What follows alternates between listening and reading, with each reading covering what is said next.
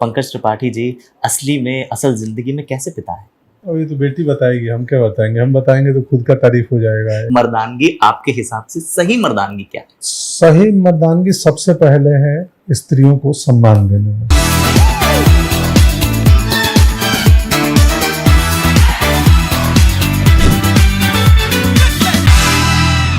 नमस्कार देवियों और सज्जनों, मेरा नाम साहिल है। मैं 92.7 बिग एफएम से हूं और आज हमारे साथ एक ऐसे कलाकार हैं जिन्होंने अपनी अदाकारी से इस सिनेमा के पर्दे की धुन बदली है। कुछ ऐसे किरदार रहे जिसे समाज ने खूब चाहा, खूब प्यार दिया, लेकिन बिहार से बंबई तक का सफर यूं चुटकियों में तो तय नहीं किया गया।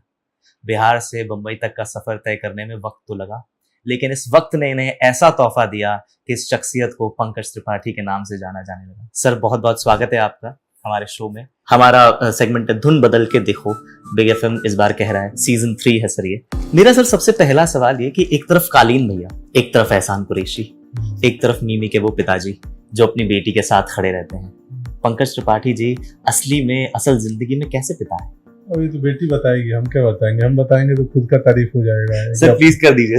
नहीं, मैं ठीक ही हूँ पिता, ठीक पिता हूँ और ठीक बनने की कोशिश भी करता हूँ, क्योंकि पीढ़ियों का अंतर है। एक बाप और बेटे में या बेटी में एक जनरेशन का फर्क होता है। तो कुछ चीज़ें हैं जो हमारे पास बहुत अच्छी होंगी, कुछ चीज़ें हैं जो उनके पास भी बहुत अच्छी हो सकती हैं।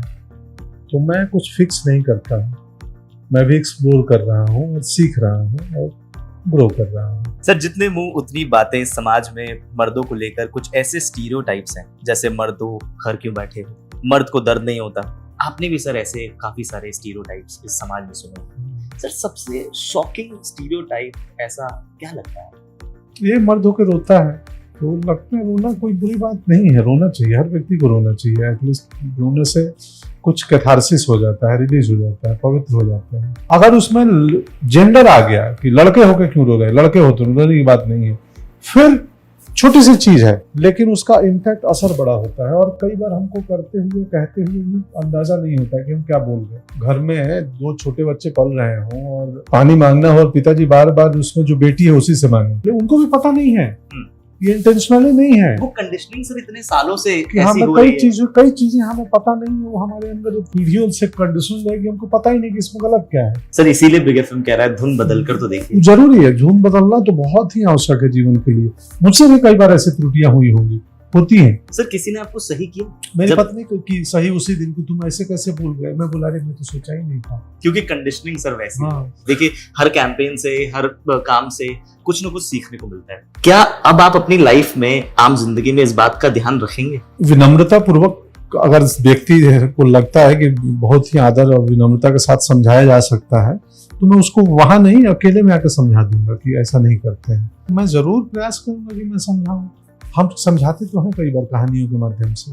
मिमी वही तो है कि एक लास्ट लाइन आती है कि दुनिया में जितने अनाथ बच्चे हैं उनको अगर एक जोड़ दें तो वर्ल्ड में पॉपुलेशन वाइज 13वीं सबसे बड़ी कंट्री होगी, जितने अनाथ इस पृथ्वी पे हैं। और हमारी जो कल्पना है वसुधैव कुटुंबकम की, भारत की, वो पूरे वसुधा को रिश्तेदारी मानती है। तो यानी कि हमारे इतने अनाथ रिश्तेदार हैं कि एक 13वां आबादी नंबर का देश बन जाए। उस समय का डाटा है, 3 साल पहले आई थी। मेरा अगला सवाल ये है कि सर, जिन शहरों से हम आते हैं वहाँ अक्सर मर्द कमाते हैं और धर्मपत्नी गृहिणी घर संभालती है, लेकिन सर अगर आपके निजी जीवन की बात करें तो वो बिल्कुल विपरीत हुआ। वहाँ सर आपकी धर्मपत्नी जी जो थी वो आपके सारे फाइनेंसेस का ख्याल रख रही थी और आप घर संभाल रहे थे, लेकिन उस वक्त भी तंज कसने वालों की कमी नहीं रही होगी। नहीं, मुझे कोई तंज मेरे ख्याल से नहीं कसा था। पीठ पीछे बात करते होंगे, मेरे को किसी ने कुछ कभी नहीं कहा। तो मुझे अगर कोई कहता तो मुझे पता चलता। अब मीडिया वाले चर्चा करते हैं तो मुझे लगता है बहुत बड़ी घटना से हम गुजरे हैं क्या, कि पत्नी ने कमाया और हम घर पे बैठे थे। तो समाज की कंडीशनिंग है। मैं आपसे बात करते करते हमारी स्क्रिप्ट में भी एक है कि इंश्योरेंस के ऐड में पुरुष के फोटो पे ही माला चढ़ा देते हैं। डोमेस्टिक हेल्थ के प्रोडक्ट हो तो महिलाओं का ये आती है, किचन यूटेंसिल्स हो या वॉशरूम क्लीनिंग के प्रोडक्ट हो। सुबह यार बाल्की जी से बात हो रही थी मेरी, तो किएन का पर बात हो रही थी, तो वो मुझे कहे कि यार जब मैं किएन का बना रहा था तो काफी सारे लोग अगेंस्ट थे, तो उन्होंने मुझे कहा कि यार मैंने वो कोशिश की क्योंकि मेरा मन था, है ना, और वो कोशिश साकार हुई। मुझे आज इतने लोगों के मैसेजेस आते हैं कि आपने जब से वो किया ना, आज हम हाउस हस्बैंड बन के बैठे। आपके साथ भी सर कुछ ऐसा ही हुआ? मेरा तो जीवन में ही ऐसा था। मैं और बेटी घर पे रहते थे, पत्नी पढ़ाती थी, चॉइसेस भी नहीं थे, मेरे को काम नहीं मिल रहा था, उसको मिल गया नौकरी तो वो कर रही थी, इतना स्वाभाविक था जी। लेकिन कुछ आप पाथ ब्रेकिंग कुछ नया करने जाते हैं तो वो संभावना तो है ही कि नया करने में थोड़े से विरोध भी झेलने पड़ेंगे। तो हर चीज के अपने प्रो एंड कॉन्स होते हैं। आजकल जैसे सांस लेना जरूरी है, वैसे लोगों के लिए सोशल मीडिया भी जरूरी हो गया। एक व्हाट्सएप और इंस्टाग्राम यूनिवर्सिटी है जहाँ पे कुछ गुरुजी अपना अपना ज्ञान देते हैं। अच्छा, वो हर सब्जेक्ट पे? जी जी। तो सर जैसे मर्दानगी की बात आती है तो मर्दानगी पे भी वो अपना ज्ञान देते हैं। लेकिन मैं असली गुरुजी से जानना चाहता हूँ कि मर्दानगी आपके हिसाब से सही मर्दानगी क्या है? सही मर्दानगी सबसे पहले है स्त्रियों को सम्मान देने में। वो कोई भी स्त्री है, क्योंकि आपकी जनक वही है। आप बिल्कुल कम मत आकिएगा किसी भी सेंस में, क्योंकि आपको पैदा उसी ने किया है। हमारा नजरिया अपने माँ के प्रति और दूसरे की माँ के प्रति बदल जाती है, नहीं बदलना चाहिए। कल मैं ड्राइविंग सिखा रहा था अपनी पत्नी को, तो मैंने बोला कि तुमको भी और स्किल की जरूरत है, तो नाराज हो गई। तो मतलब हतोत्साहित नहीं कर रहा हूँ, मैं फैक्ट बता रहा हूँ। तो अब मैं टीचर हूँ, तुम कुछ अभी जवाब नहीं दोगे, चुपचाप जो जैसा बोल रहा हूँ ऐसा चलाओ, सीखो। क्योंकि टीचिंग के लिए थोड़ा तो वही है कि आप सम्मान दें, और सम्मान देने का अर्थात ये भी उसको लगता है कि अब उसको देवी मत बना दें। सम्मान मतलब तुम बहुत पूज्य हो, नहीं, तो हमारे सहकर्मी हो, हमारे साथ काम करती हो, अब वो आदर सम्मान होना चाहिए। ये मुझे लगता है सबसे पहली जरूरत है। त्रिपाठी जी को घर में इतना बोलने का अधिकार है? बिल्कुल अधिकार है, बिल्कुल। हम दोनों ने अपने अपने लाइफ को सेट करके रखा है कि भैया दोनों अपने हिसाब से जीवन जिएंगे, कोई किसी के हिसाब से नहीं जिएगा। थोड़ा सा हल्का करते हैं सर, आपकी हिंदी पर बहुत अच्छी पकड़ है। एक बढ़िया खेल खेलते हैं सर, बढ़िया है कि नहीं वो सर आप बताइएगा। मैं आपको सर कुछ इंग्लिश वर्ड्स बताऊंगा सर, है ना, आपको उसका हिंदी अनुवाद बताना होगा। जैसे एग्जाम्पल मैं आपको बताता हूँ, जैसे ट्रेन को लोहपदगामिनी बोलते, ठीक है, वैसे ही सर कुछ शब्द हैं जो शुरू करते हैं। मेरा सबसे पहला शब्द है सर माइक्रोफोन। माइक्रोफोन, माइक्रोफोन मुझे नहीं पता सर। ध्वनि विस्तारक। अच्छा, हाँ, ध्वनि विस्तारक पता था लेकिन भूल गया था। ध्वनि विस्तारक सर ये आपको 100% ध्वनि विस्तारक। फिल्म थिएटर को हिंदी में क्या कहते हैं? फिल्म थिएटर सर आपको पता है ये चीज? ये मैंने आपके बहुत बातचीत में सुना होगा। हाँ, 100% सर। प्रेक्षागृह नहीं, चलचित्र गृह। चलचित्र गृह, हाँ, चलचित्र गृह। Sir control room. नियंत्रण कक्ष। सर कैमरामैन को हिंदी में क्या कहते हैं?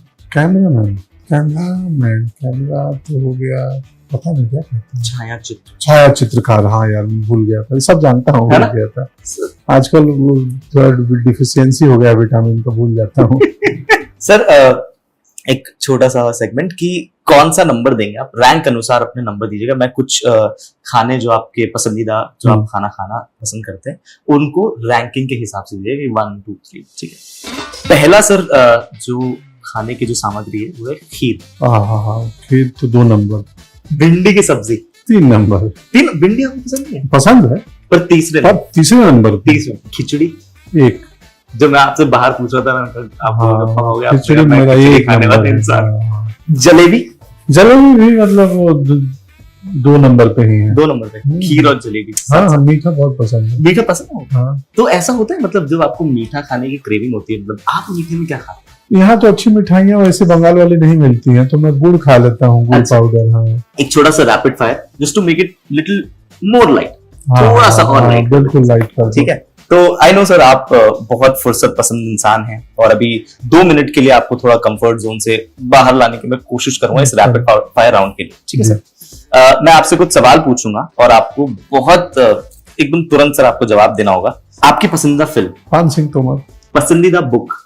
राग दरबारी, शिवलाल शुक्ल। पसंदीदा क्रिकेट प्लेयर? खेल के मामले में धोनी, ह्यूमर के मामले में मतलब चूंकि मैंने कपिल सर को खेलते ग्राउंड पे नहीं देखा है, बट उनकी स्टोरी टेलिंग कमाल है।